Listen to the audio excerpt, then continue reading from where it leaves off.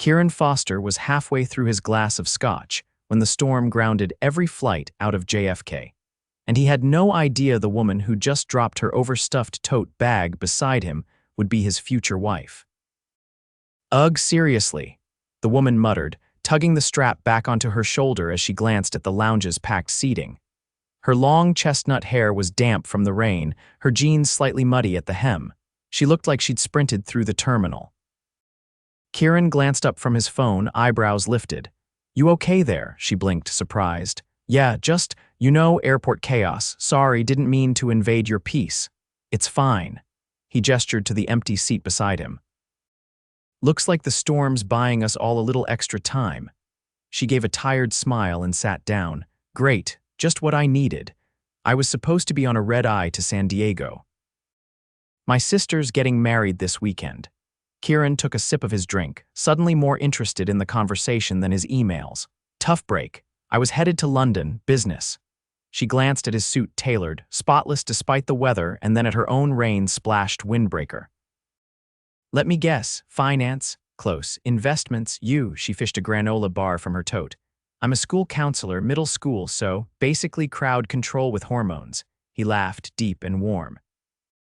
"That sounds tougher than my job. I'd actually trade you for the private jet and corner office. You assume I have a jet." She looked him over again. "You assume I don't know what a Tom Ford suit looks like." His mouth curved into a slow, genuine grin. "Touché," she extended her hand. "Jessa Rains, Kieran Foster." Their hands met brief, warm, and something flickered. She felt it. So did he. They talked for over an hour without noticing. About everything. Her students. His company. His disbelief that she hadn't seen a single James Bond film. Her disbelief that he'd never eaten a street taco. "I've had Michelin star tacos," he offered. "That doesn't count," she said, wrinkling her nose. "You've never eaten one off a paper plate on the hood of your car at midnight. Are you offering?" She laughed. "If you ever find yourself in Austin, sure." He leaned back, watching her. "You always this easy to talk to," she shrugged. "You're not so bad yourself, for a guy who probably has more in his savings account than my entire school district's budget." That made him laugh again. She liked the sound of it. It wasn't cocky, it was real, grounded. Like he hadn't laughed like that in a while. A sudden announcement crackled through the lounge speakers. "All flights grounded until further notice due to severe weather. We will provide updates as soon as possible." Jessa groaned. "Great, I'm going to miss the rehearsal dinner. My mom's going to think I did this on purpose." Kieran stood. "Come on," she blinked. "Where?" "There's a quiet corner over there with armchairs and a view. Plus, I'm ordering food." "You look like you haven't eaten anything real all day." "I don't think your credit card points should be wasted on me." "Who said anything about points?" He didn't wait for her to argue. She followed. A server came. Kieran waved off the menu and just asked for 2 plates of whatever the chef recommended. "And bring a bottle of wine, something red." Jessa raised an eyebrow. "Okay, Mr. Fancy. I like good things," he said, pouring her a glass once it arrived. "But I've learned they're better when shared." She looked at him, something softening. "Is this your line?" "No." He hesitated, swirling his glass. "Truth is, I wasn't even supposed to be here tonight. I pushed my flight back last minute. And now I'm sitting here with you, trying to figure out why talking to a stranger feels better than most of my so-called relationships." The air shifted warmer, closer. She didn't say anything right away, just held his gaze. "I was engaged once," she said quietly. "It ended badly. So I don't usually do this. Sit and drink wine with strange men in airport lounges. Then maybe I'm lucky the storm brought me the exception." Her cheeks turned pink, but she didn't look away. They talked for hours. The lounge emptied. The storm raged on outside. And for once, time didn't feel like something to race against. It slowed. It opened. Kieran told her about his company, how he'd started it from nothing, dropped out of college, hustled, and built it step by step. She told him about her students, about the ones she couldn't stop worrying about, even on vacation. He listened. Really listened. "You're not what I expected," she said at some point, her voice softer with the late hour. "What did you expect? Someone colder, flashier." "You're not trying to impress me." "Maybe I don't have to." He reached out, brushing a damp strand of hair behind her ear. She didn't pull away. "I don't know what this is," she whispered. "But it's something," he nodded. Yeah, it is. They didn't kiss, not yet. But when the lounge lights dimmed and the storm finally began to fade, Jessa curled up in the chair beside him, her head resting lightly on his shoulder. And Kieran, millionaire, investor, always in control, felt something he hadn't in years. Peace. He looked down at her sleeping form, her breath slow and steady, and whispered so softly she didn't hear. I think I just met my future wife. By morning, the storm had passed, leaving streaks of gold and pale blue across the tarmac. Most of the lounge had emptied during the night, but Kieran hadn't moved from his seat. Jessa shifted, her head still resting against him, and blinked as the sunlight filtered through the glass. Did I fall asleep on you? She asked, voice husky with sleep.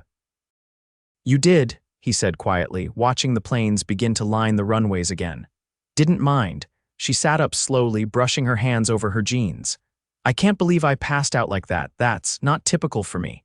I figured, he said, his tone unreadable. But you looked comfortable. There was a stretch of silence as she adjusted her tote bag and glanced around. Looks like flights are moving again. I should probably check the board. I already did, he said. Your flight's at gate 22 leaves in 90 minutes. They're boarding group 1 now. She turned to him, surprised. You checked for me. You didn't ask, but I figured you'd want to know the moment you woke up. She swallowed, unsure of what to say to that. Thanks. Kieran rose, smoothing the sleeves of his jacket. Let me walk you there. You don't have to, I want to. They moved past rows of travelers, the quiet between them not uncomfortable, just full.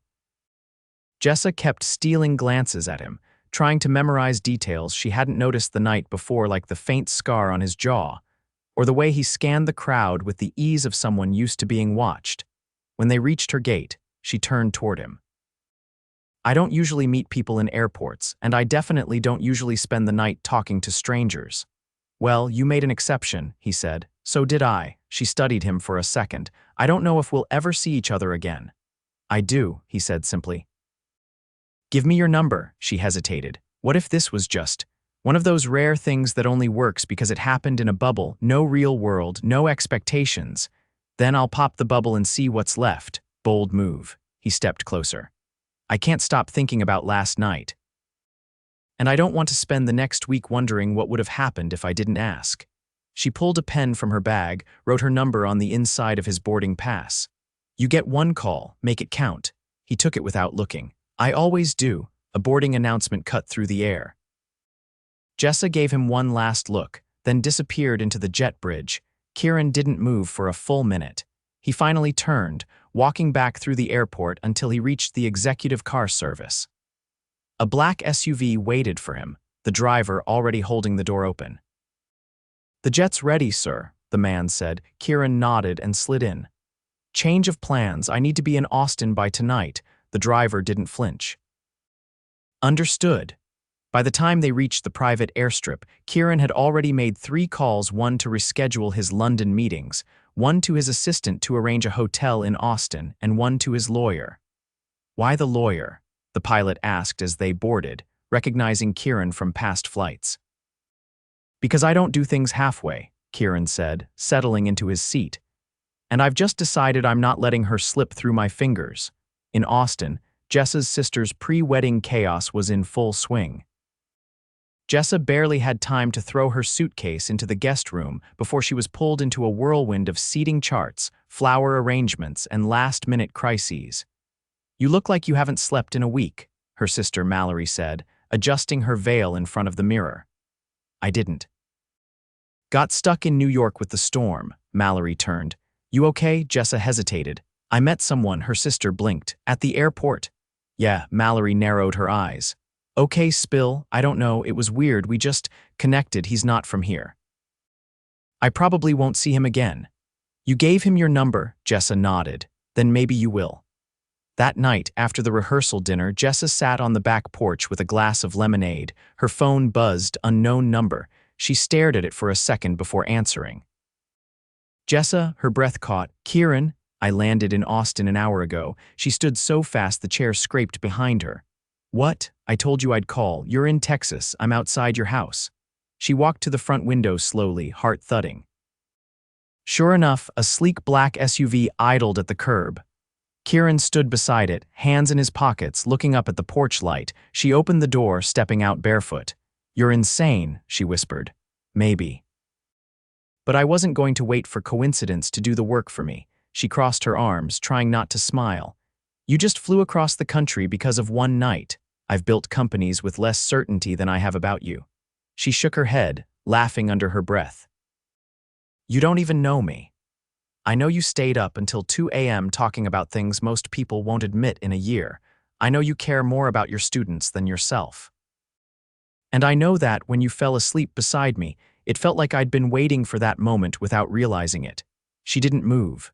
"And I know," he added, stepping closer, "that I'm not leaving Texas until I find out how this ends." Her voice was quiet.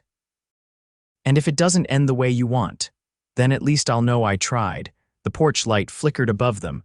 Her fingers toyed with the hem of her sleeve. "Want to come in?" she asked. "I'd like that." And just like that, the story no longer belonged to the airport. Jessa's living room looked nothing like the world Kieran usually inhabited. A worn leather couch faced a low, scuffed coffee table covered in old paperbacks and a half-finished jigsaw puzzle. The walls were painted a soft blue, not by a designer, but clearly by hand, uneven in places, but warm, lived in. A mismatched throw blanket was draped over the arm of a chair, and a sleepy orange cat blinked lazily from the windowsill. "Don't mind Oscar," Jessa said, towing off her sneakers by the door. "He hates everyone until proven otherwise." Kieran gave the cat a side glance. "Good to know I'm on trial." Jessa headed toward the kitchen. "Want coffee? Only if you're having some." She pulled 2 mugs from the cabinet and set the kettle on. "So, do you do this often? Show up at women's homes uninvited, only when they give me their address?" "I didn't. You left your boarding pass in your tote." "I saw your last name, Googled the wedding registry, found the location." She turned, brows lifted. "That's mildly terrifying." He leaned against the doorway, hands in his pockets. "You can admit it was resourceful. Borderline stalker-level resourceful. Maybe. But I didn't want to wait for fate to get its act together." Steam hissed from the kettle, and she poured the hot water over 2 cups of instant coffee. "No espresso machine here. No imported beans, just the basics." She handed him a mug. "It's not fancy." "I didn't come for fancy." A silence passed between them, heavier than before. She took a sip of her coffee and stared at the wall like it held answers. "You're not what I expected," she said finally. "And I don't know if that makes this better or worse." "Why worse?" "Because it would be easier if you were exactly what I thought you'd be, just a rich guy chasing a whim." "You think I'm chasing a whim, are you not?" He stepped forward, the distance between them shrinking. "I don't usually fly across the country without a plan, but I've also never met someone who made everything else feel like background noise." She didn't move, but her eyes didn't soften either. "I don't want to be a disruption," he said. "But I'm not going to pretend I don't want more time with you." Jessa set her mug down. "What do you think that looks like, me going back to New York with you? Living in your high-rise while you take calls from 3 phones and forget I exist? I wouldn't forget you." "You say that now." "I say it because I mean it." She crossed her arms. "You don't know what my life is. I can't just drop everything and chase a maybe.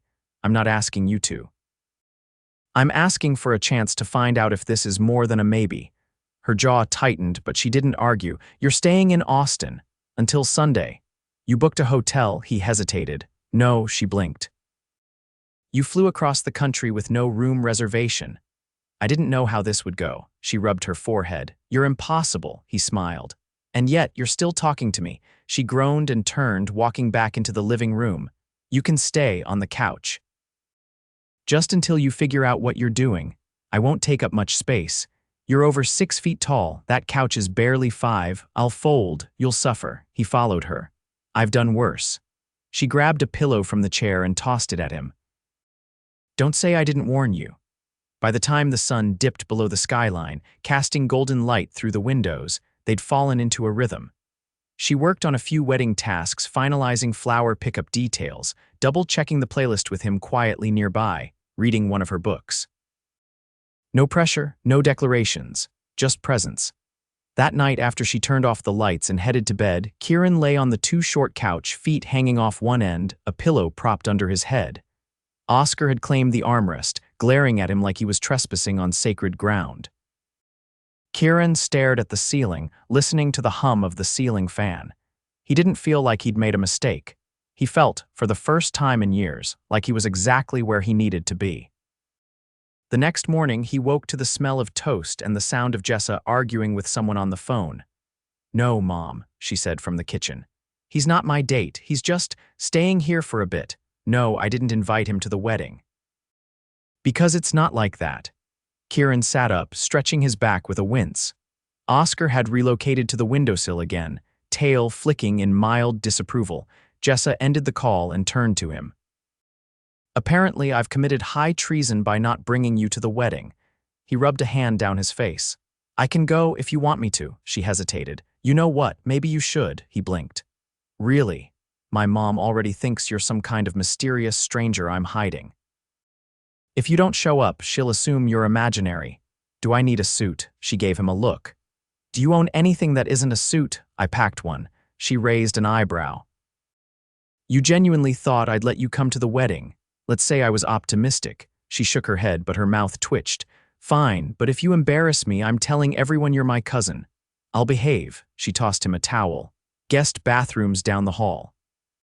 Try not to scare Oscar again." As he showered, Kieran felt something shift inside him. Not just interest, not just attraction, this was more. He wasn't sure what shape it would take yet, but he knew one thing: he wasn't going to let it slip away, not this time. The wedding unfolded beneath a wide Texas sky.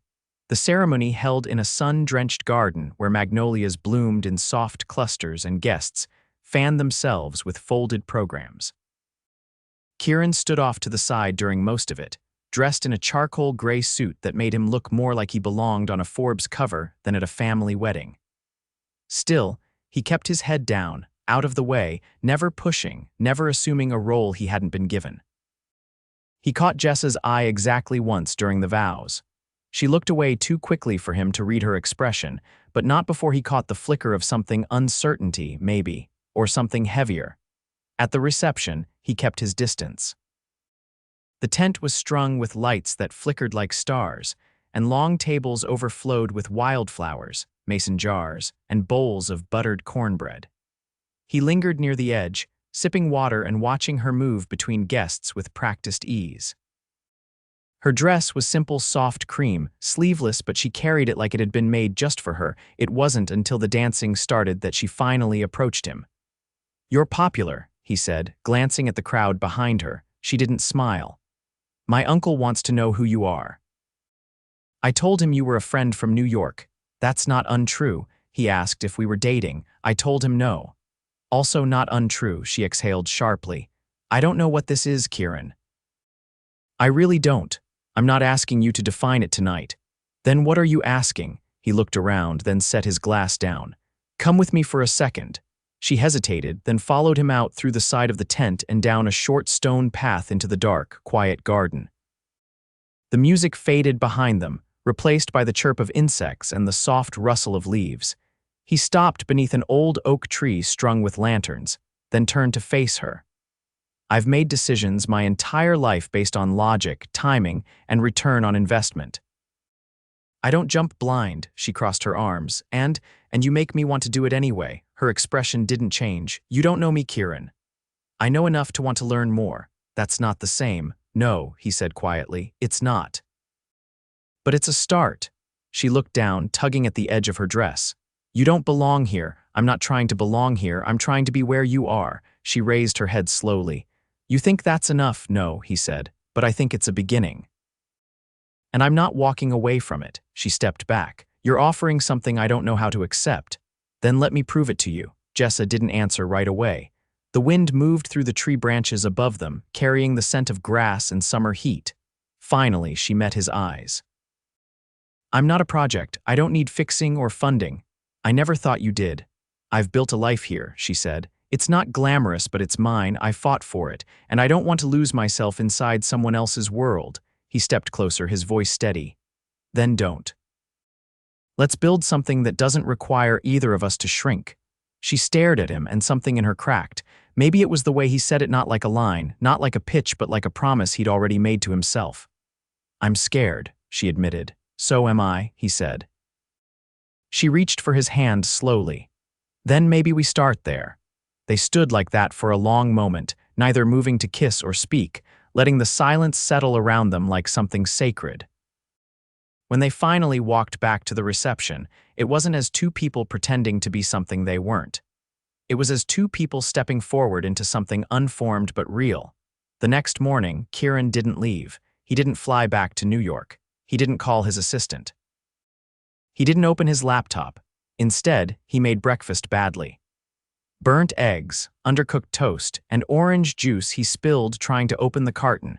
Jessa stood in the doorway, watching him with an expression that hovered somewhere between disbelief and reluctant amusement. "You're a disaster," she said. "I've been called worse. You don't cook, do you?" "No, but I'm a fast learner." She leaned against the counter. "You're really not leaving, not yet." "And what happens when you do?" He met her eyes. "Then you come with me if you want." "But only if you do." "That's a big ask." "Then let me earn it." Later that afternoon, they sat on the back porch in the fading light. She told him about her students, the ones she worried about, the ones who made her laugh, the one who wrote her a poem and taped it to her desk. He listened without interruption, hands folded in his lap, expression unreadable. When she finally stopped talking, he reached into his jacket and pulled out a folded sheet of paper. "What's that?" He handed it to her. "I had my team look into something while I was here." She opened it slowly and read, her breath caught. "This is a grant proposal for your school," he said. "Not a donation, just a start. You'll have full oversight, no strings. I don't want to own anything. I just want to help." She stared at the paper, then at him. "You didn't ask. I didn't want to make you feel like you owed me." "Why?" "Because I want you to believe I'm here for you, not for what I can give you, but for what you already are." She folded the paper carefully and set it in her lap. "You said you don't do things halfway." "I don't." "Then neither will I." The days passed quickly after that. He stayed. She let him. They didn't make grand declarations. They didn't need to. The quiet was enough. The conversations. The way he helped her grade papers late at night without understanding half the curriculum. The way she learned how he took his coffee and always made it just right. A week later, they stood on the same porch where he'd first arrived, suitcases lined up at the door. He looked at her. "You ready?" She picked up her tote, laced her fingers with his. "I think I've been ready since that storm." Their flight left just before sunset. She sat beside him on the plane, staring out the window as the land below fell away and the clouds spread wide and endless ahead. "You called it," she said. "Called what?" "You said you met your future wife." He turned his head toward her, a slow smile spreading across his face. "I always know a good investment when I see one." This time, she kissed him first, and it was more than a beginning, it was everything. The Manhattan skyline gleamed like molten gold as the private jet touched down at Teterboro. Jessa sat quietly beside Kieran, her fingers curled around the strap of her bag, her eyes scanning the city as it rose in the distance. He leaned toward her slightly. "You okay?" "I think so," she said. "It's just a lot." He nodded once and didn't press.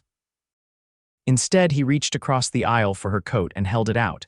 "It's colder here than Texas. You'll need this." Jessa took it without a word, slipping her arms through the sleeves.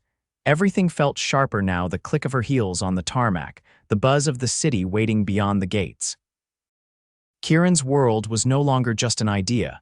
It was right in front of her, vast and brilliant and intimidating.